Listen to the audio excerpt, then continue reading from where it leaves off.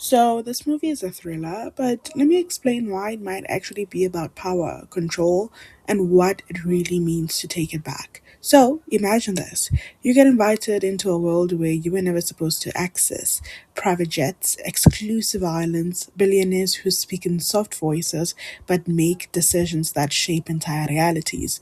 The kind of place where everything looks effortless, curated, and safe. You don't belong there, but for the first time in your life, it feels like maybe you could. You tell yourself to just enjoy it, to just observe, just take the opportunity, because this is how people move up, right?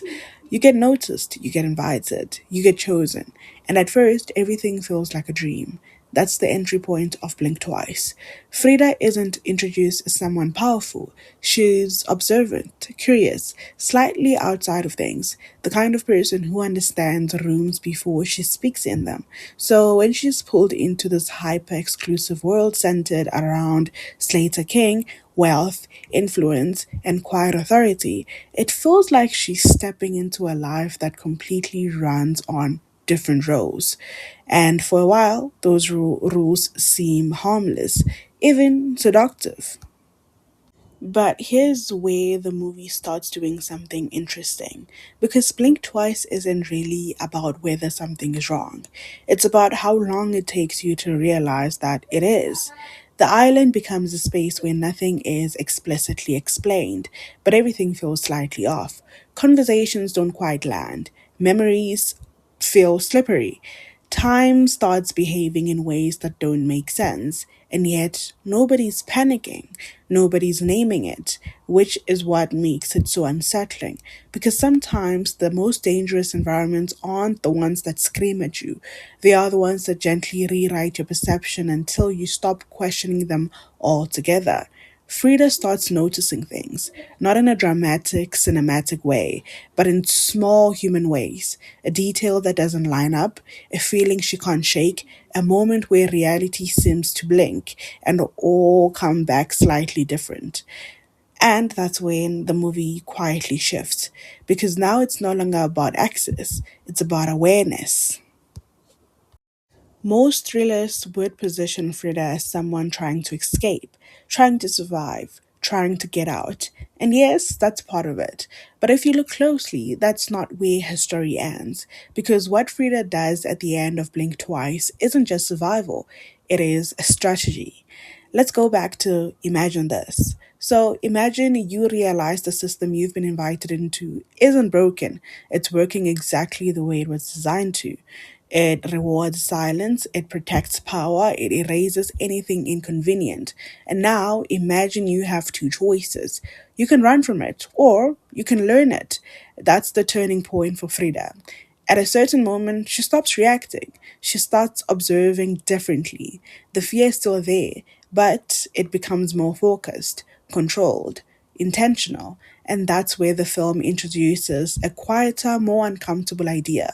What if reclaiming power doesn't look like escaping, but like staying long enough to understand how to dismantle it?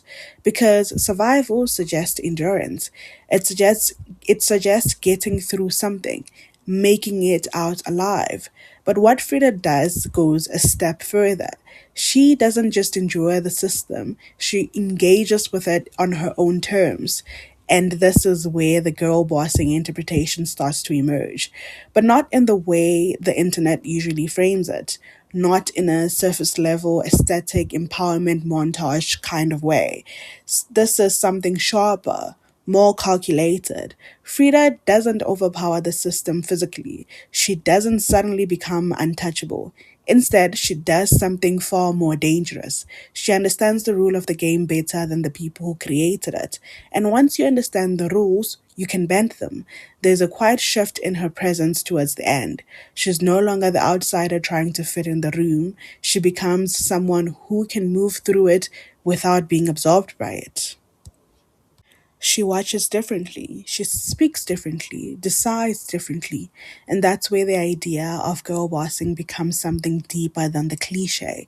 Because it's not about dominion, it's about agency. Frida reclaims her ability to choose, to see clearly, to act with intention in a space that was designed to keep her disorientated. And importantly, the film doesn't ignore the cost of that. This isn't a clean victory. It's complicated. It's unsettling because taking power back in a system like this doesn't magically erase what happened. It just changes your position within it. That's why Blink Twice works best when you don't read it as a simple thriller. It isn't just about danger, it's about who gets to define reality and what happens when you stop accepting the version you've been given. Because throughout the film, control isn't enforced through force, it's enforced through confusion, comfort, access, silence, and Frida disrupts that, not by screaming, not by running, but by refusing to stay unaware. So when the story reaches its end and we look at her choices, it's tempting to say she survived, but that doesn't fully capture it. Survival wouldn't mean she escaped unchanged. Survival would mean she got out and left the system intact. But what Frida does is more intentional than that. She navigates. She adapts. She repositions herself. She takes something back. And maybe that's a more uncomfortable takeaway of Blink Twice because it suggests that certain systems of power, the line between the victim, participant, and the disruptor isn't always clear. Sometimes reclaiming agency means operating in spaces that once disempowered you, but doing it with your eyes fully open. So, yeah, on the surface, Blink Twice is a thriller about a woman trapped in a dangerous, surreal situation. But underneath that, it's about what happens when someone stops being passive in a system designed to keep them that way. And how power doesn't always look like escape. Sometimes it looks like understanding the game well enough to change how it's played.